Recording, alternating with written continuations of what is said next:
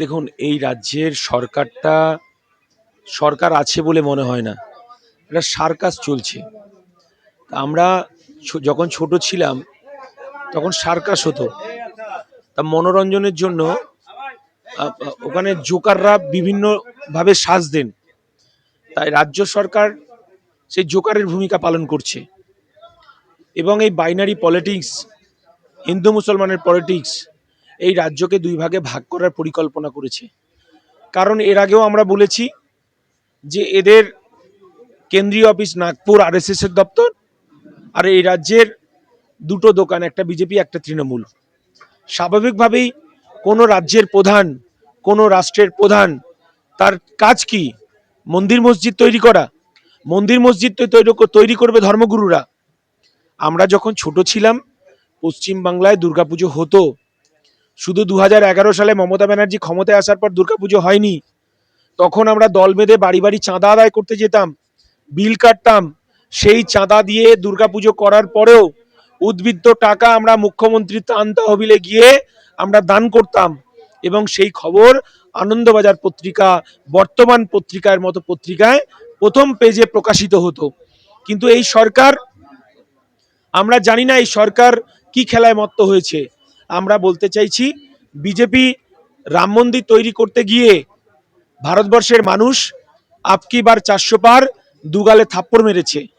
এই রাজ্যের মানুষ, মমতা বন্দ্যোপাধ্যায় ডবল ডবল চাকরির কথা বলেছিলেন, 10,000 মাদ্রাসার কথা বলেছিলেন, কিন্তু এই রাজ্যের মানুষ 100 দিনের কাজ হারিয়েছে, জব কার্ডের কাজ নেই, নতুন কলকারখানা তো নেই।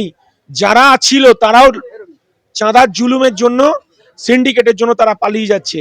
অর্থাৎ বেকার যুবকরা পেটে গামছা বেঁধে আর মাথায় কাফন বেঁধে এই সরকারের গণতান্ত্রিক পদ্ধতিতে বিসর্জন দেওয়ার জন্য প্রস্তুত হয়ে আছে। মন্দির মসজিদ তৈরি করবে কারা? ধর্মগুরুরা।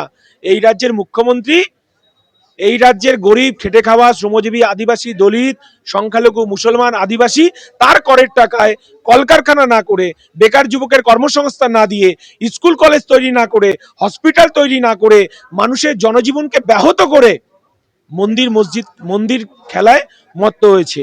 এই বাংলার মানুষ জবাব দেবে 2026-এ। কারণ এই বাংলায় আমার হিন্দু ঘরের বেকার ছেলেরা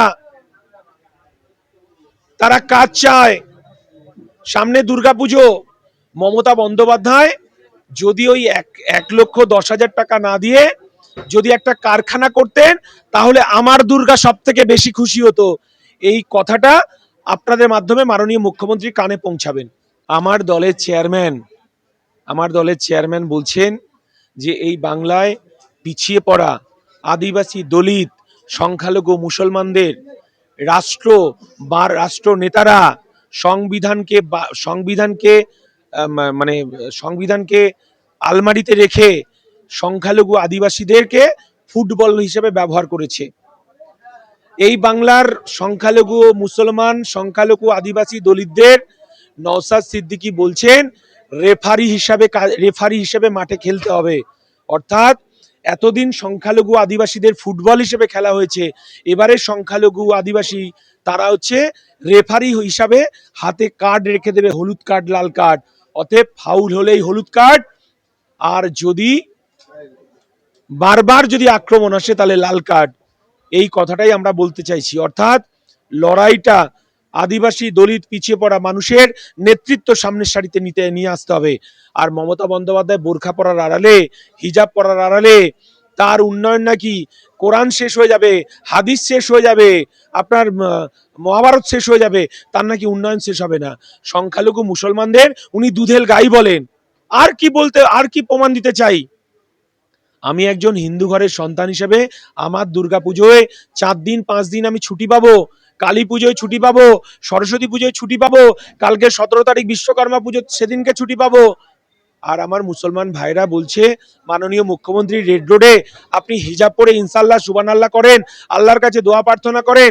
আমার ঈদের ছুটি একদিনের বেশি 2 দিন হয় না। তাই মমতা বন্দ্যোপাধ্যায়কে এই বাংলার মানুষ ক্যাকা ছিছি, এনআরসির ভয়, এসআইআর এর ভয় দেখিয়ে বিজেপিকে রোখার নাম করে তৃণমূলের ভোট বাক্স ভর্তি করেছে। এই বাংলার মানুষ হিসাব চাইছে, 10,000 মাদ্রাসা কোথায় গেল? এই বাংলার মানুষ হিসাব চাইছে। ৭৫,০০০ একর জমি তৃণমূলের নেতারা দখল করে রেখে দিয়েছে, মন্ত্রীরা দখল করে রেখে দিয়েছে, ওয়াকফ সম্পত্তি হিসাব চাইছে। আর আমার হিন্দু ভাইরা, আদিবাসী দলিত ভাইরা তাদের জল জমি জঙ্গলের অধিকারের কথা বলছে। জল জমি জঙ্গলের অধিকার ফেরত দিতে হবে।